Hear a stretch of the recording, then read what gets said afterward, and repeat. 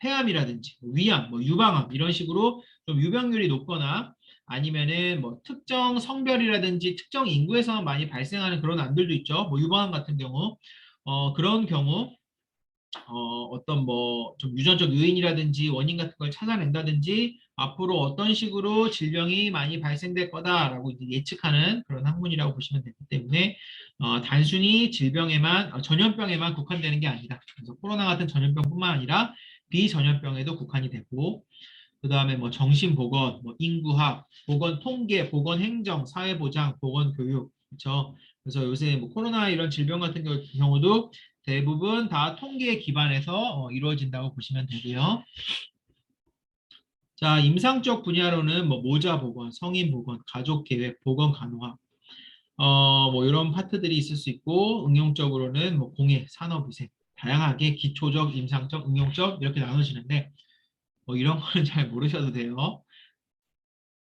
그래서 공중보건학에 이제 유사 학문 분야가 있어요. 우리가 여러분 공중보건이란 말도 있고 위생학이란 말도 있고 이런 거 구분할 수 있을까요? 되게 비슷비슷한 말이에요. 굉장히 비슷비슷한 말이고 그래서 공중보건학의 유사 학문 분야라고 보시면 이 표는 아까 제가 보여드린 그 책에 교재에 나와 있는 표예요. 그래서 기본적으로 의학 쪽에서는 제일 유사 학문 분야가 예방의학이라는 학문이 있어요. 사람의 질병 예방과 건강 효율을 증진하고 의학 쪽에서 수의학에서는 제가 계속 말씀드렸던 수의 공중보건학이 있습니다. 그래서 동물 분야의 질병 예방과 건강 효율을 증진하는 그런 수의학 분야가 있다고 보시면 되고 그래서 예방의학, 수의 공중보건 이런 것들 다 공중보건학에 포함되는 분야라고 보시면 되고 자, 그 다음에 위생학이라는 게 있어요. 위생이랑 보건의 차이점이 뭐죠?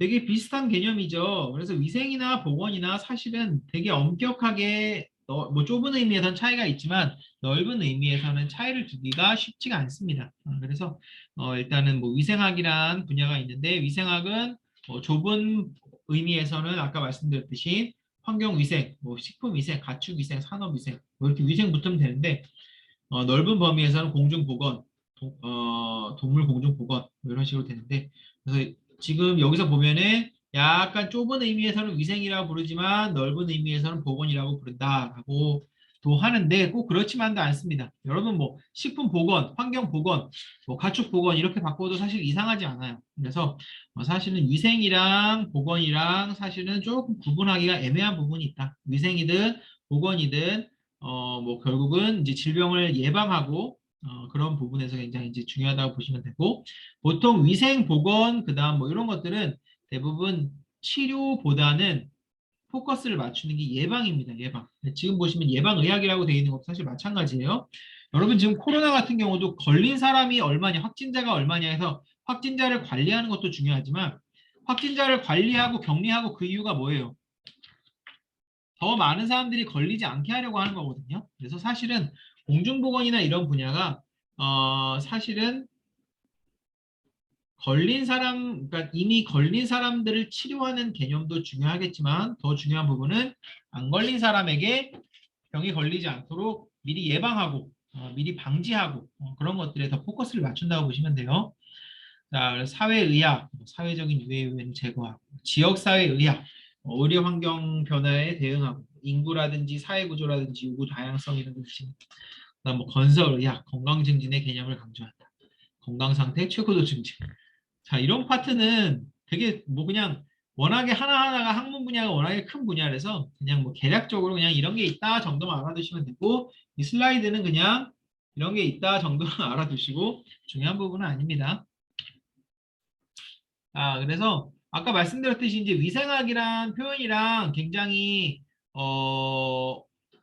혼용돼서 써요. 그래서 공중보건이란 말도 쓰지만 공중위생이란 말도 쓰고 아까 말씀드렸듯이 식품위생이란 말, 환경위생이란 말도 쓰지만 환경보건 이런 말도 쓰거든요. 그래서 범위 자체가 이렇게 뚜렷하게 구분되지는 않는다고 보시면 되고 자, 우리가 위생이라고 하면 용어는 조금 다르죠. 하이진이라는 표현을 써요. 그래서 히랍 신화 아폴로의 아들 건강의 신 아스큐라피우스 이름이 너무 복잡하네요. 아마 좀 그리스 쪽 이름이겠죠. 딸 하이지아라는 건강의 여신이 있었다고 해요. 그래서 뭐 기원전 2세기 이탈리아 의학자 갈레누스가 처음으로 사용을 했다고 합니다. 이 용어를 그냥 이렇다고만 알아두세요. 그리고 뭐 중국 고서의 뭐 위생이란 말이 개념이 중국 고서 뭔지 모르겠는데요. 중에 있는 위생이란 말의 개념이 이 하이징과 상응을 해서 그때부터 이제 위생이란 표현을 썼다고 보시면 되고 그래서 이제 뭐 하이진 뭐 영어로 이제 하이진이라고 하면은 퍼스널 하이진 개인 위생이라고 하는 거고 개인 보건 개인 위생 그다음에 environmental hygiene이라고 해서 환경 위생 그렇죠? 프리벤티브 메디슨이라고 해서 아까 말씀드린 이거 예방의학 그렇죠? 퍼블릭 헬스 이게 바로 공중보건 공중보건 예방의학 뭐 공중위생 거의 비슷한 개념이라고 보시면 돼요. 그냥 이런 게 있다 정도라고 알아두시면 됩니다. 이 사람이 딸 하이지한가 봐요. 그죠?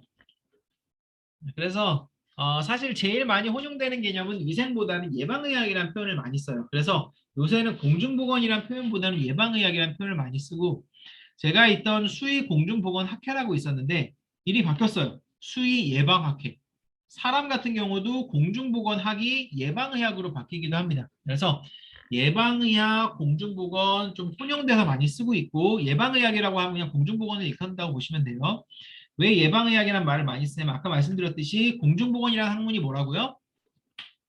걸리고 나서 치료하는 개념보다는 아예 처음부터 안 걸리게 걸리지 않은 사람들 예방하는 차원에서 좀 포커스를 많이 맞추기 때문에 예방의학이라는 표현을 많이 씁니다. 그래서 프리벤티브라 그러면은 미리 방지하다, 예방하다 이런 뜻이 있고 프리벤티브 메디슨. 공중보건은 퍼블릭 헬스. 퍼블릭이 뭐죠? 여러 사람 공용, 뭐 많은 사람 갖다 우리 퍼블릭이라 그러죠. 그렇죠? 그래서 공중 보건, population health라는 표현 이거 많이 쓰는 표현은 아닌데 population은 뭐냐면은 인구죠, 인구. 말 그대로 여러 집단이죠. 인구 집단의 뭐 건강이다. 거의 비슷한 개념이라고 보시면 되고 둘 다 비슷한 개념입니다. 의학의 한 분야고 대상이 인구. 아까 말씀드렸죠. 공중보건이 뭐가 중요하다고요? 집단, 반드시 집단의 개념이 들어가야지 그거는 공중보건입니다. 집단의 건강을 위해서 지역사회가 노력하고 그런 것들이 공중보건이라고 보시면 돼요. 구분이 모호하다. 일반적으로 예방의학과 공중보건이라고 하거나 아니면은 보통은 거의 같은 개념으로 통용되는 경우가 많다.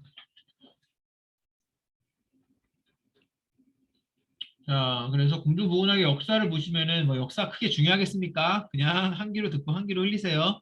아까 말씀드린 아스큘라 피우스, 이 사람 뭐 아폴로의 아들이고 이술의 신이라는데 이 사람의 딸이 뭐 하이지아라 그래서 건강의 신인가 봐요. 그래서 이제 갈레누스라는 이탈리아 의학자가 하이지니아는 단어를 사용했다 그랬죠.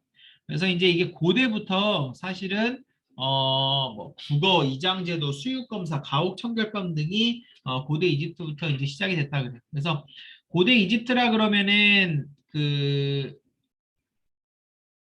나일강 문명이 시작된 곳이죠. 그래서 이런 때서부터 그때는 뭐 질병이 뭔지 병균이 뭔지 이런 개념도 없이 그냥 사람이 시름시름 앓다가 죽고 옆에 있는 사람도 죽고 이런 것들을 봤을 거 아니에요. 그죠?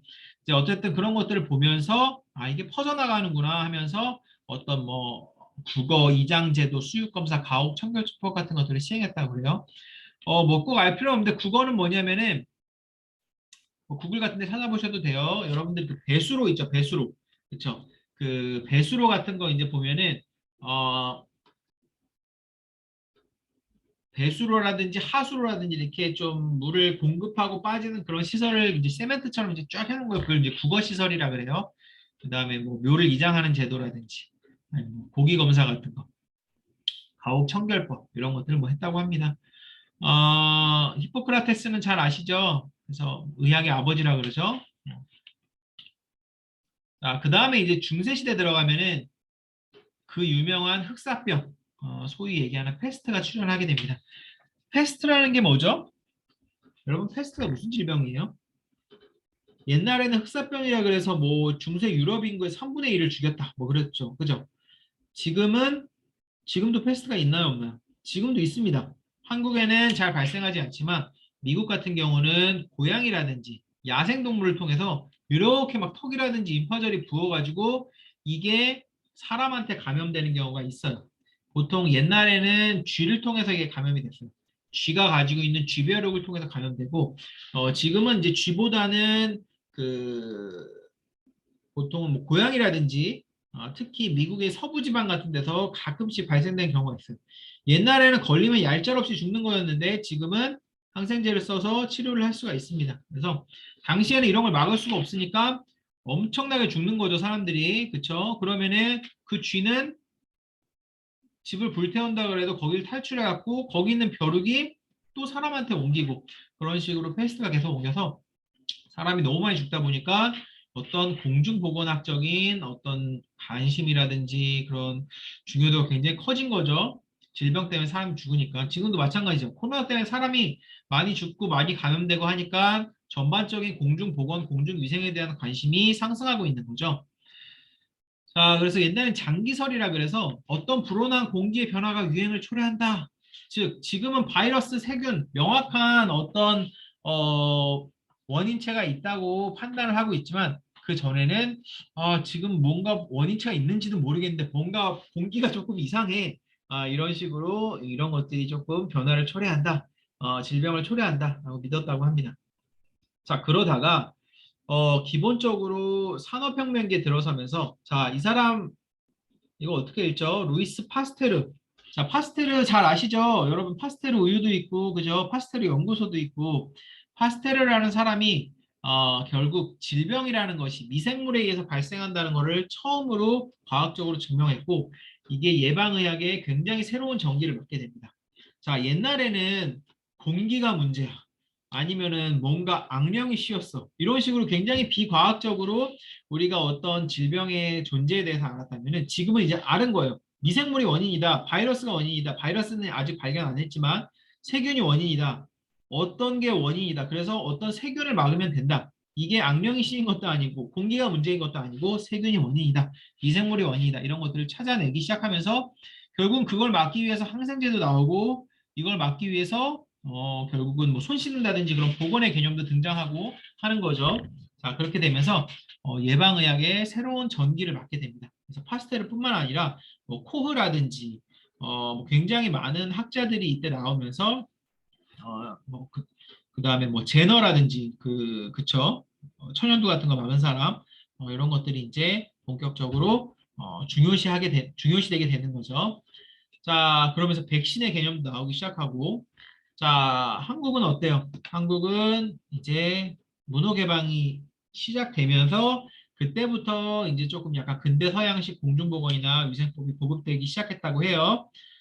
그래서 뭐 85년에 1885년에 뭐 근대식 병원도 생기고 1899년에 뭐 근대 서양식 의사들이 배출됐다. 그 전에는 우리가 뭐 침술이라든지 이런 식으로 어떤 한의학 같은 데 조금 의존하는 경향이 많았는데 이제는 뭐 서양식 의학이 이제 접목이 되면서 우리나라도 이런 식으로 이제 그 외국 문물을 받아들이면서 발달하기 시작하는 거죠.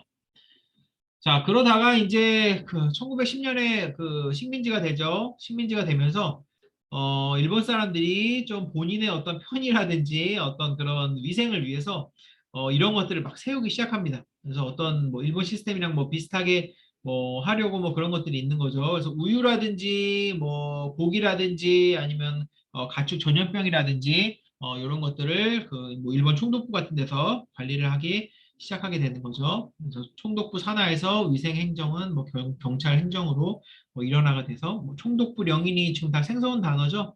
이런 것들이 이제 들어서기 시작하고 자 이제 뭐 45년 뭐 해방되고 6.25 전쟁 나고 그러면서 현대사회에 들어오기 시작하면서 뭐 위생국이 설치되고 이제 미국이 이제 또 들어와서 우리도 이제 이런 개념 같은 것들이 점점 더 많이 생기면서 수의과 대학이 생기고 수의사법이 공포가 되고 그래서 이제 그때 이제 수의사들이 이제 배출되기 시작하는 거죠. 그래서 한때는 지금은 수의과 대학이 10개지만 한때는 한 개로 통합했던 때도 있었어요. 그러다 다시 10개가 되고 지금 10개가 되고 뭐 이런 식으로 많은 부침을 겪었다고 보시면 됩니다. 그냥 이건 역사에 대해서 그냥 말씀을 드린 거니까 교양적으로 알아두세요.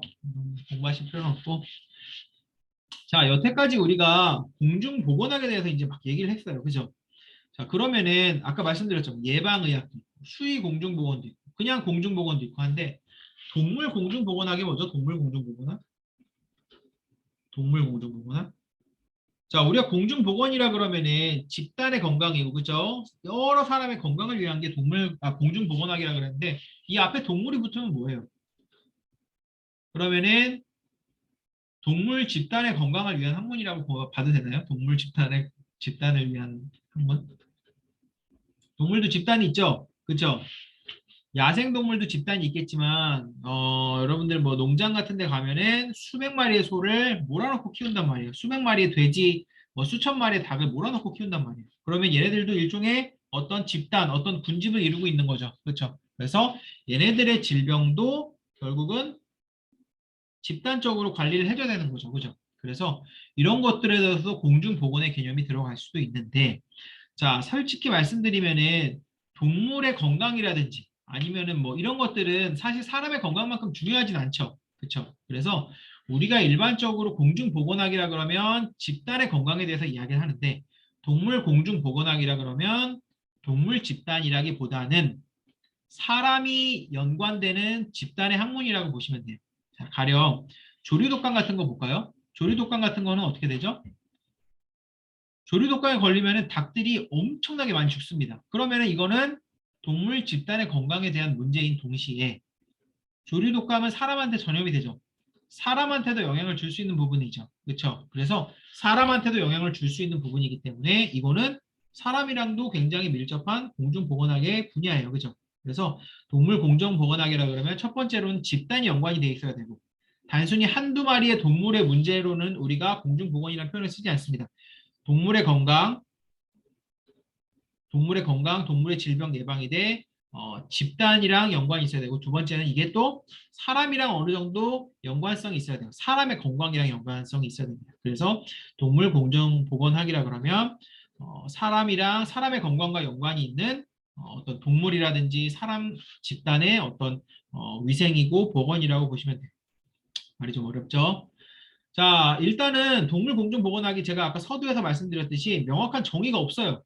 뭐가 동물 공중보건학이다 이런 정의가 없다고 보시면 됩니다. 다만 수의 공중보건학에서는 공중보건에 기여하는 수의학의 한 과목이며 인류의 생명 및 건강을 위협하는 모든 위생과학적 요인을 제거하여 인류의 생명을 연장케 하고 건강을 증진시키는 기술 및 학문.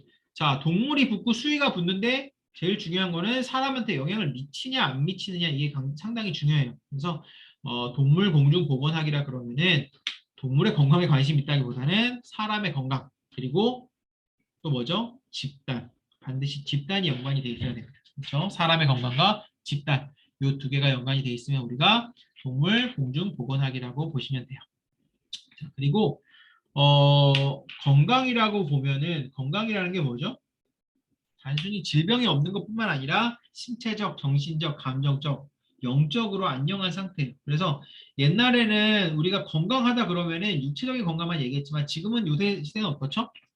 뭐 우울증이니, 그죠? 그 다음에 뭐 공황장애 이런 것들도 사람의 건강에 굉장히 악영향을 미친단 말이에요. 육체적 건강뿐만 아니라 정신적 건강도 굉장히 중요한 요소가 됐어요. 그래서 지금 인류의 생명을 연장하게 하고 건강을 증진시키되 이 건강이라는 것이 단순히 질병이 없는 것뿐만 아니라 신체적, 정신적, 감정적, 영적으로 다 건강한 상태가 된다. 자, 그래서 공중보건학이 옛날에는 인체 건강에만 포커스를 맞췄어요.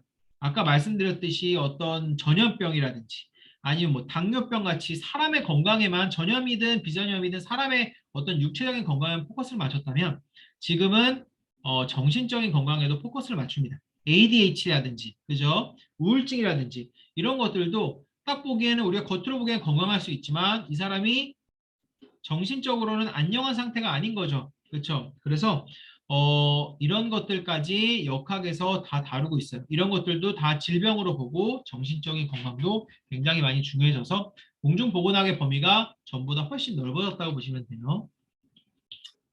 자, 그래서 동물 공중보건학의 영역이라고 하면은 자, 아까 공중보건학의 영역에 제가 뭐뭐 있다 말씀드렸죠? 뭐 역학, 그죠? 인수공통 전염병, 뭐 이런 거 있다고 말씀드렸는데 동물 공중보건학의 뚜렷한 정의는 없어요, 사실.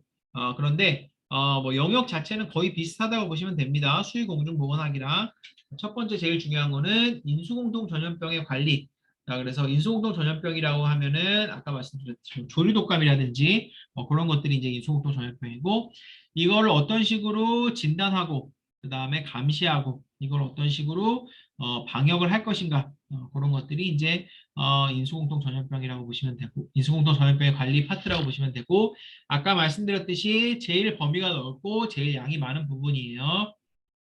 자, 그 다음에 여기 나와 있지 않지만 여기 이제 역학도 들어가는 거죠. 역학. 질병이 어떤 식으로 퍼지는가, 어떤 식으로 전파되는가, 어떤 식으로 예방해야 되는지. 다 이런 것들이 다 이 범위에 포함된다고 보시면 되고 두 번째는 식품위생관리. 식품위생관리. 자, 식품위생관리 같은 경우는 어떻게 되죠? 자, 식품 같은 경우는 고기를 갖다가 이마트에서 상한 고기, 뭐 이마트라고 하면 안 되죠. 어떤 마트에서 뭐 이마트든 롯데마트 어떤 대형 마트에서 상한 고기를 팔았다고 생각을 해보세요. 그러면은 이게 어떻게 돼요? 한 사람만 배 아픈가요? 집단이 식중독에 걸린단 말이에요. 그렇죠? 그리고 여러분들도 뭐 다니는 고등학교나 중학교 같은 데서 급식이 잘못 나왔어요. 그러면은 식중독이 어떻게 발생되죠? 한두 명이 아니고 집단으로 발생된단 말이에요. 집단으로. 그죠?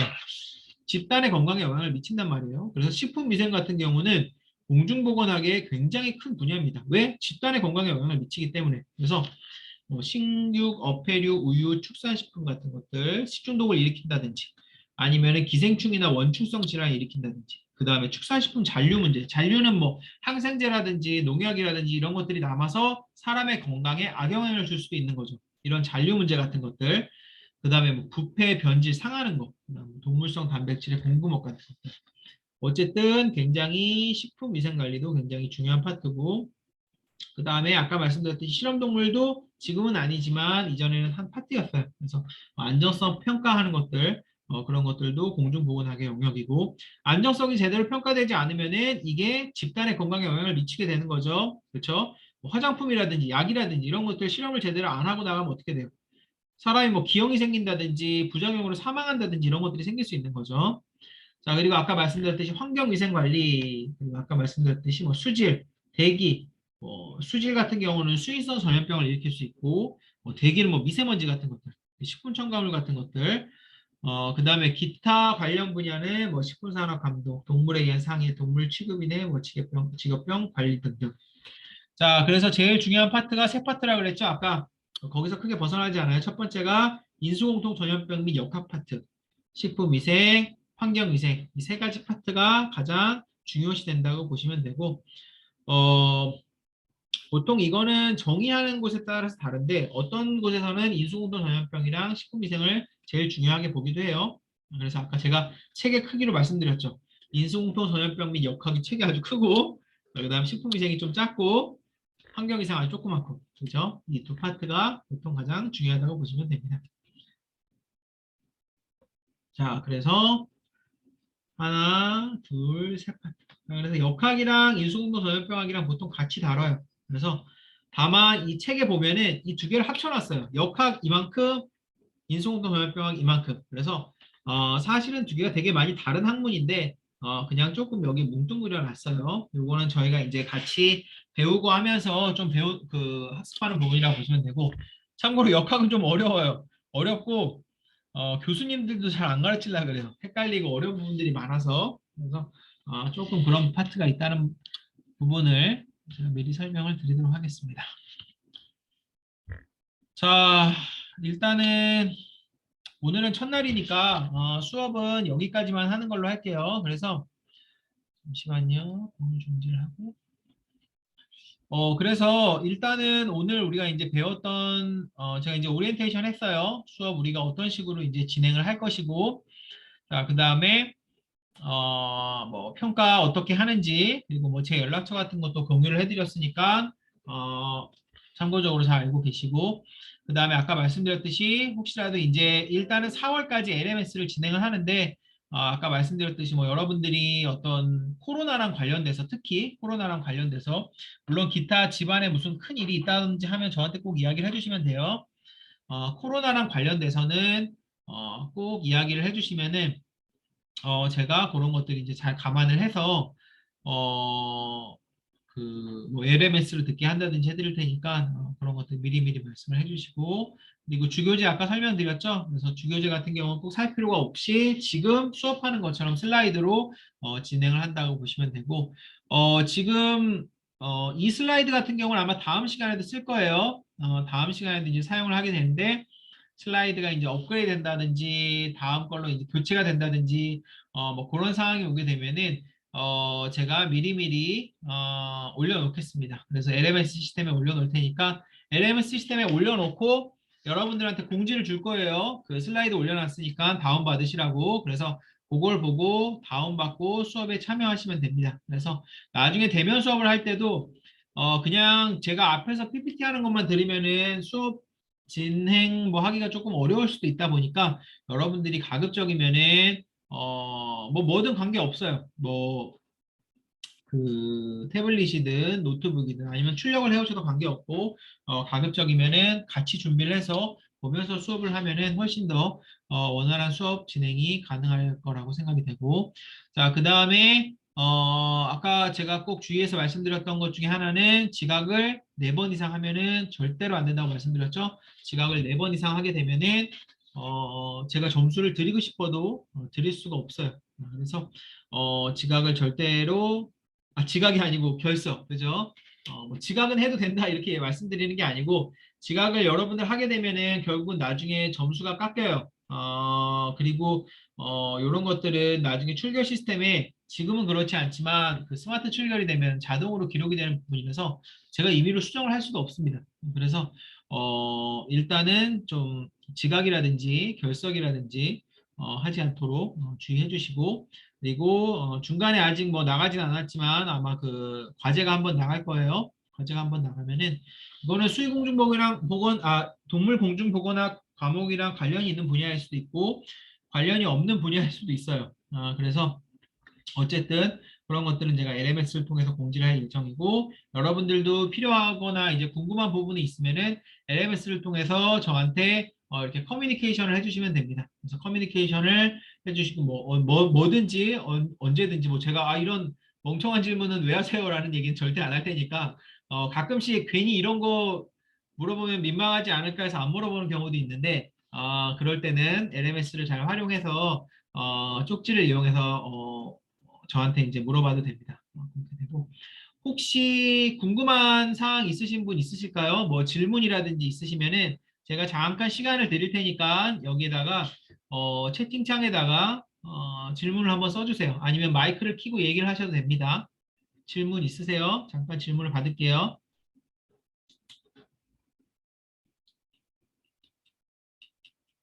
질문하는 학생 제가 사실 거의 보지 못했어요. 네, 뭐든지.